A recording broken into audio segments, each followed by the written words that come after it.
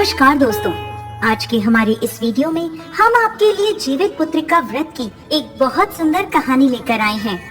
एक समय की बात है, किसी गांव में एक सेठ और सेठानी रहते थे। उनके यहाँ किसी चीज की कोई कमी नहीं थी, परंतु उन्हें एक बहुत बड़ा दुख था कि उनकी शादी के 10 साल बाद भी उन्हें कोई संतान नहीं हुई थी। इस बात से वो दोनों बहुत दुखी रहते थे। कई वैद्यों को दिखाने के बाद और इलाज कराने के बाद सेठानी को एक पुत्र प्राप्त हुआ, परंतु 1 महीने बाद उस बच्चे की मृत्यु हो गई। इस बात से सेठ और सेठानी और ज्यादा दुखी रहने लगे। पुत्र के शोक में सेठ जी ने अपना काम धंधा सब छोड़ दिया, जिससे धीरे धीरे उनकी धन संपत्ति भी समाप्त हो जाती है। वह दोनों हर समय संतान के वियोग में तड़पते रहते थे। समय के साथ उनके पास कुछ भी नहीं बचा। सेठ जी कमाई करने के लिए परदेश चले गए। देखते ही देखते दिन महीने में बदल गए और महीने सालों में बदल गए, परंतु सेठ जी वापस नहीं आए। जो थोड़ा बहुत अनाज घर में बचा था वो भी खत्म हो गया। अब सेठानी भी घर से बाहर काम के लिए निकलती है और एक मैदान से मिट्टी खोदने का काम करने लगती है।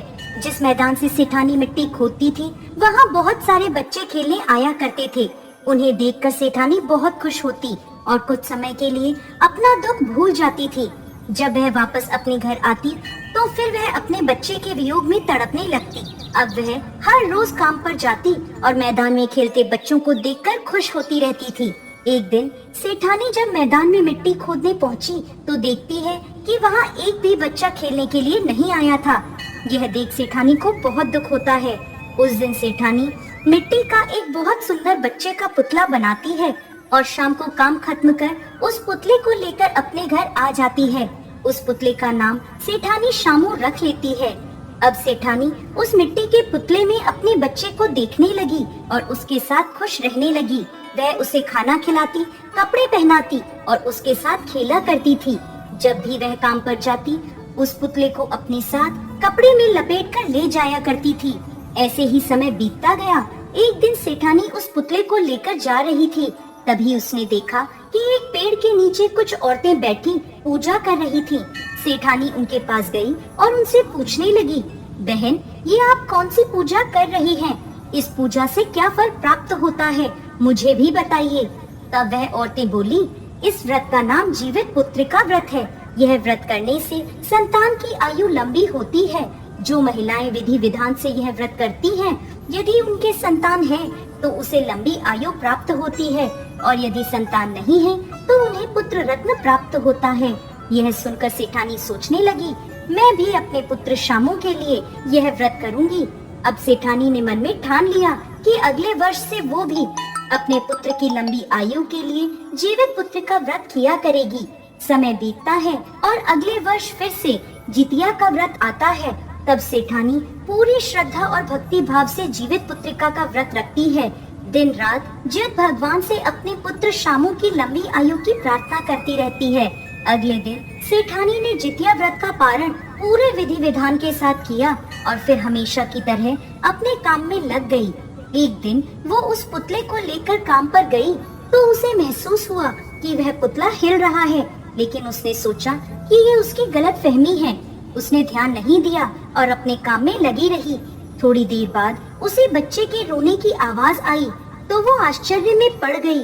थोड़ी देर बाद उसने अपने बच्चे का कपड़ा हटाकर देखा तो देखती है कि पुतले की जगह एक छोटा बच्चा था, जिसे देखकर वो बहुत खुश हुई और समझ गई कि ये सब ज्योत भगवान की कृपा से हुआ है। मिट्टी के पुतले में भी ज्योतवाहन भगवान ने जान डाल दी है। वह ज्योत भगवान को कोटि कोटि प्रणाम करती है और खुशी खुशी अपने घर की ओर लौट जाती है।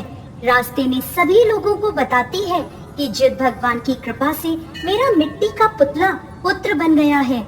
यह सुनकर सब हंसने लगते हैं और कहते हैं, सेठानी तो लगता है पागल हो गई है। मिट्टी का पुतला भी कभी जीवित हो सकता है। लेकिन मिट्टी के पुतले की जगह बच्चे को देखकर सब समझ गए कि सेठानी पर ज्योत भगवान की कृपा हुई है। उधर सेठ जी जो कमाने के लिए विदेश गए हुए थे, ज्योत भगवान की कृपा से उन्हें भी अपनी पत्नी की याद आई तो वो भी अपना कमाया सारा धन लेकर अपने घर की ओर चल दिए। रास्ते में चोरों ने उनका सारा धन लूट लिया। अब उनके पास कुछ भी नहीं था, सिर्फ 2 रोटी थी जो उन्होंने रास्ते के लिए बांधी थी। जब सेठ जी थोड़ा आगे चले तो रास्ते में जिद भगवान एक साधु का वेश धर कर वहाँ आए और सेठ जी से कहने लगे, बेटा मुझे कुछ खाने को दे दो, मैं कई दिनों से भूखा हूँ, मुझे बहुत भूख लगी है। सेठ जी ने अपने पास रखी दोनों रोटियां उन साधु को दे दी। साधु ने एक रोटी ले ली और एक वापस बांधकर सेठ जी को दे दी और कहने लगे, ये बचा हुआ खाना तुम अपने साथ ले जाओ और अपने घर जाकर अपनी पत्नी के साथ मिलकर खाना।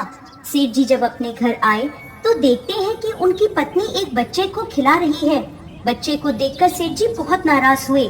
तब सेठानी ने जिद भगवान की कृपा की सारी बात सेठ जी को बता दी। यह सुनकर सेठ जी बहुत खुश हुए। फिर सेठ जी ने रास्ते की सारी बात सेठानी को बता दी और कहने लगे, मुझे बहुत भूख लगी है, मेरी पोटली में एक रोटी बची है, वो मुझे ला दो, उसे खाकर मैं थोड़ा आराम कर लूंगा। सेठानी जाकर जैसे ही पोटली खोलती है तो देखती है कि पोटली में बहुत सारे हीरे मोती, सोने चांदी जवाहरात आदि भरे हैं। यह देखकर वो चौंक जाती है और सेठ जी से जाकर कहती है, आप तो कह रहे थे कि आपका सारा धन चोरों ने लूट लिया, लेकिन आपकी पोटली में तो ढेर सारा धन भरा है। तब सेठ जी जाकर उस पोटली को खोलकर देखते हैं तो पोटली सोने चांदी हीरे मोती से भरी थी। यह देखकर सेठ जी सेठानी जी से कहने लगे, यह सब तुम्हारे व्रत का फल है, जो तुम्हें पुत्र मिला और इतना सारा धन दौलत मिला। दोनों मिलकर जिद भगवान की जय जयकार करने लगते हैं।